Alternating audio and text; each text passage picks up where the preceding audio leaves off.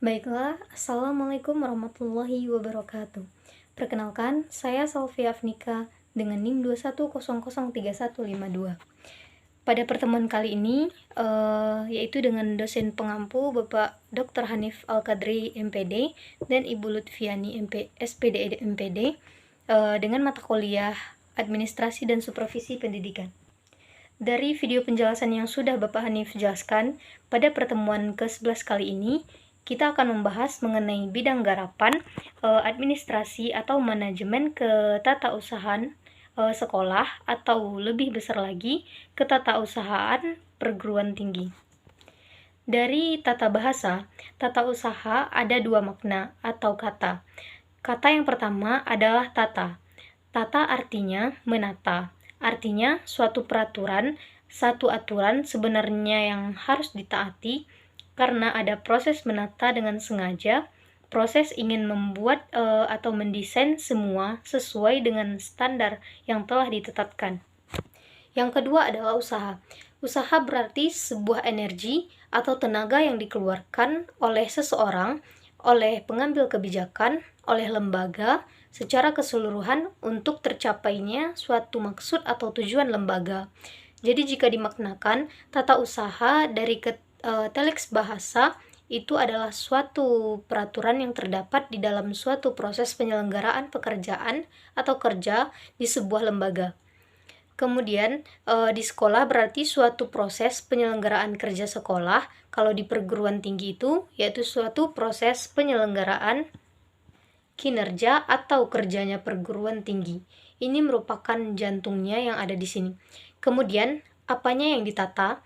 Yaitu sederhananya ada sebuah pendapat dari teori Babon dari Delianggi yang sampai saat ini konsepnya akan sama seperti itu.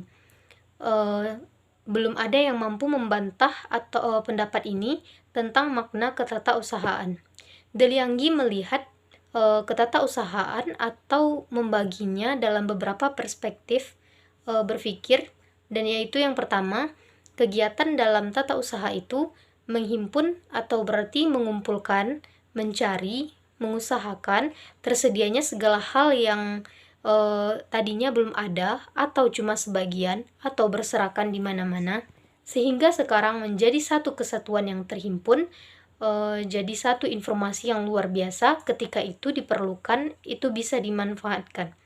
Berarti kerja dari orang yang kita sebut sebagai tata usahawan ini atau yang menata dalam kegiatan ketatausahaan tersebut adalah menghimpun berbagai hal agar menjadi satu informasi yang memberikan makna bagi banyak orang di lembaga tersebut. Yang kedua, kegiatannya yaitu adalah mencatat segala kegiatan informasi baik di komputer, laptop, dan lain-lain. Ada data yang tersimpan sehingga ketika diperlukan, dibutuhkan itu apakah sebagai pembanding, pembukti, atau semuanya itu sudah ada.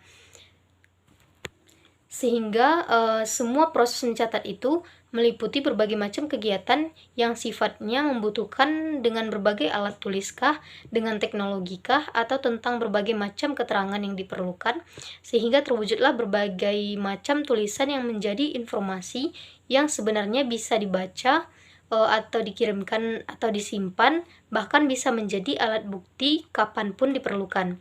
Misalnya tentang data karyawan sejak 20 tahun sebelumnya yang masih tersimpan dan bisa kita cari. Kegiatan berikutnya menurut Delianggi dalam konsep ketatausahaan, kegiatannya yaitu mengolah. Mengolah itu artinya berbagai macam kegiatan yang dikerjakan terkait dengan berbagai macam keterangan, berbagai hal yang sifatnya informasi dengan maksud menyajikan dalam bentuk informasi yang lebih bermanfaat dan lebih berguna, lebih jelas, yang bisa dipakai oleh siapapun. Kemudian selanjutnya, kegiatan menurut Delianggi dalam administrasi manajemen ketatausahaan, kegiatannya hampir mirip. Kemudian yang keempat, menggandakan.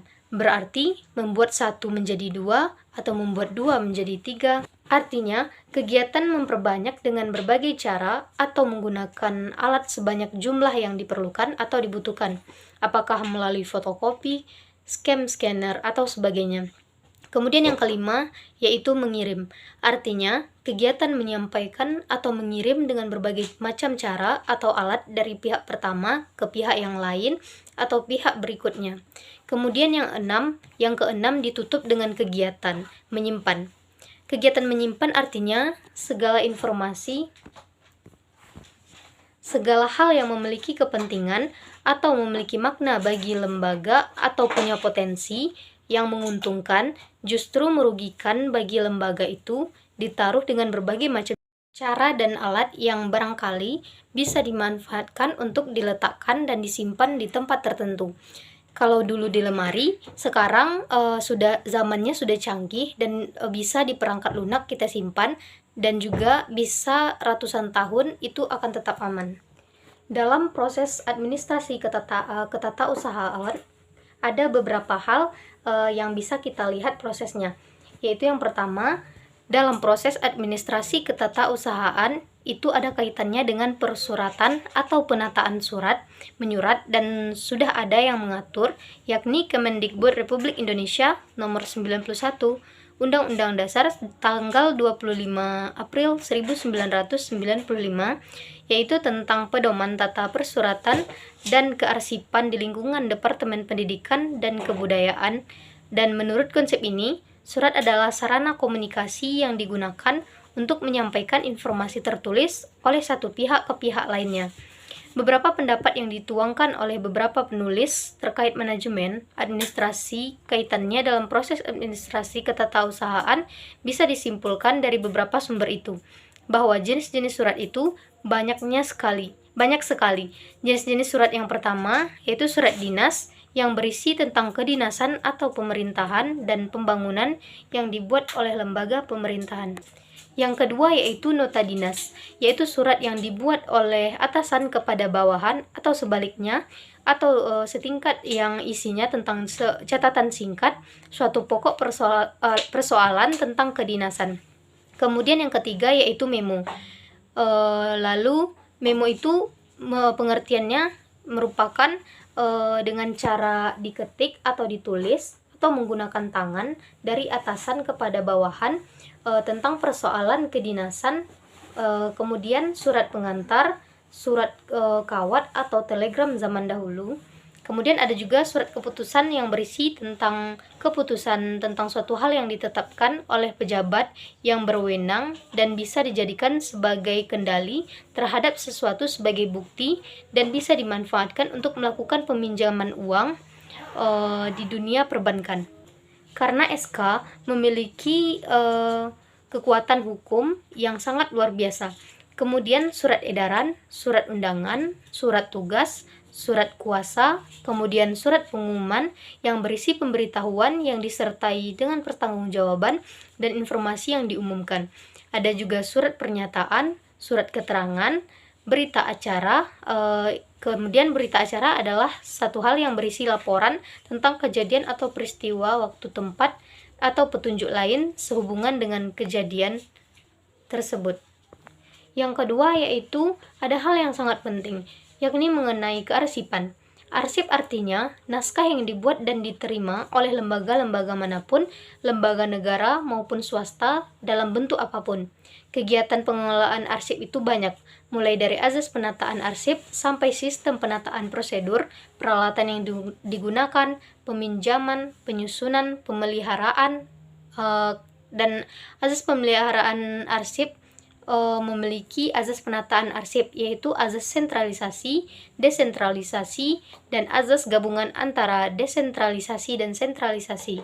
Pengertian sentralisasi di sini yaitu adalah azas penataan arsip yang dipusatkan pada satu unit saja, sementara azas desentralisasi yang sifatnya memberikan kemudahan bagi lembaga pada unit-unit yang ada dalam organisasi. Kemudian sistem penataan arsip, ada beberapa kategori yang membuat sistem penataan arsip itu dikelompokkan oleh para administrator atau para tata usahawan.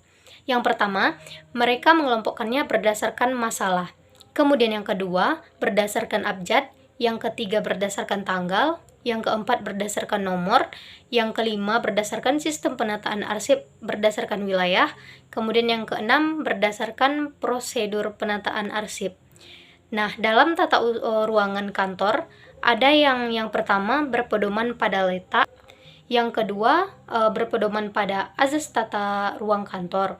Azas tata ruang kantor ini yang pertama azas jarak terpendek, kemudian yang kedua azas segenap ruangan, dan yang ketiga azas perubahan susunan tempat kerja, dan yang terakhir yaitu tentang lingkungan fisik. Nah, mungkin sekian dari saya. Mohon maaf jika ada salah dan janggal. Saya akhiri dengan wabillahi taufik wal hidayah. Assalamualaikum warahmatullahi wabarakatuh.